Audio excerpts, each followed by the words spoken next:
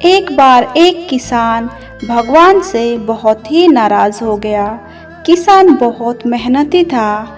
बहुत मेहनत से वो खेतों में अनाज उगाता, उसकी देखभाल करता, पर अक्सर उसकी फसल खराब हो जाती।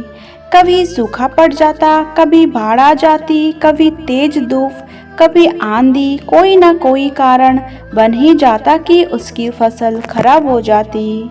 एक दिन वो किसान गुस्से में आसमान की ओर देखकर भगवान से कहा, हे ईश्वर, आपको लोग सर्वज्ञता मानते हैं कि आप सब जानते हैं, कहते हैं कि आपके इच्छा के बिना एक भी पत्ता नहीं हिलता। पर मुझे तो लगता है कि आप छोटी सी छोटी बात भी नहीं जानते। आपको तो ये भी नहीं पता कि खेती बाड़ी कैसे करते हैं। अगर आप जानते होते तो हर समय जो बाढ़, आंधी और तूफान आते हैं वो कभी नहीं आते। आप नहीं जानते कि कितना नुकसान उठाना पड़ता है हम किसानों को।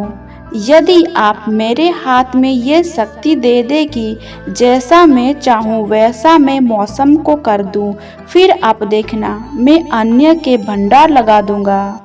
भगवान इस किसान की तीखे वाक्य सुनकर मुस्कुरा रहे थे और वो किसान के सामने प्रकट होकर बोले, मैं आज से तुम्हें यह शक्ति देता हूँ कि तुम अपनी खेतों पर तुम्हारी जैसी इच्छा है तुम वैसा मौसम कर दो।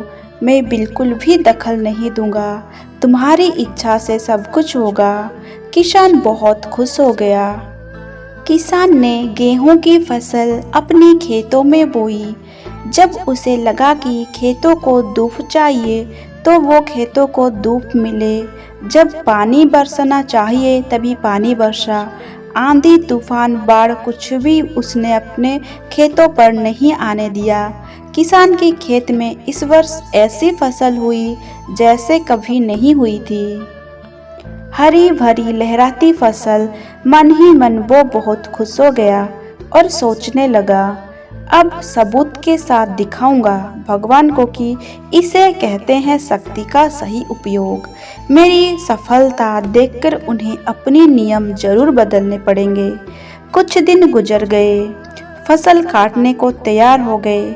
किसान बहुत उत्सुकता के साथ फसल को काटने लगा, पर जैसे ही उसकी नज़र गेहूं की बालियों पर गया तो उसने अपना सिर पीट लिया और वो रोने चिल्लाने लगा।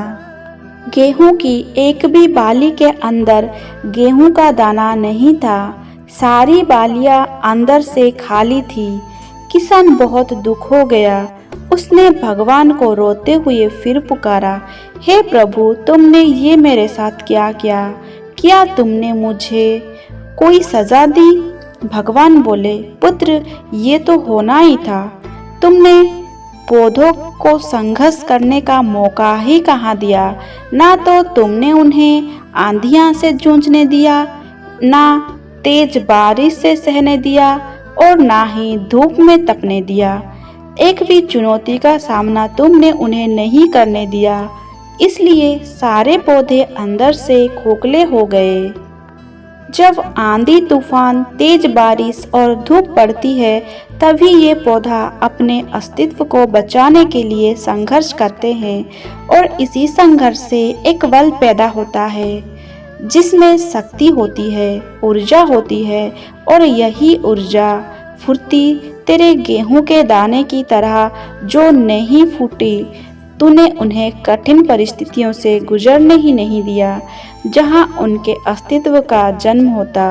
सारे बालियां इसलिए खाली है, इसमें एक भी गेहूं का दाना नहीं है क्योंकि तुमने अपने पौधों को संघर्ष कराया ही नहीं।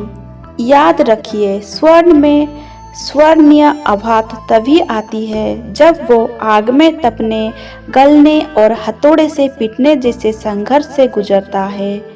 कोयले का टुकड़ा हीरा तभी बनता है जब वो उच्च दाब और उच्च ताप की मुश्किल परिस्थितियों से गुजरता है। इसी तरह यदि हमारी जिंदगी में कोई संघर्ष ही ना हो, कोई चुनौती ही ना हो, तो हम भी गेहूं की बलिया की तरह खोखले हो जाएंगे। कोई अस्तित्व नहीं होगा हमारा। जो मुस्कुरा रहा है उसे दर्द ने पाला होगा, जो चल रहा है उसके पाँव में छाला होगा। बिना संघर्ष के इंसान चमक नहीं सकता, जो जलेगा उसी दिए में उजाला होगा। संघर्ष क्यों बचे संघर्ष से, संघर्ष ही तो जीवन की आत्मा है। जितना कठिन संघर्ष होगा उतनी ही शानदार जीत होगी। दोस्तों, इस कहानी से हमें यही शिक्षा मिलती है, जीवन में संघर्ष करना जरूरी है। बिना संघर्ष किए आपको कुछ भी हासिल नहीं होगा।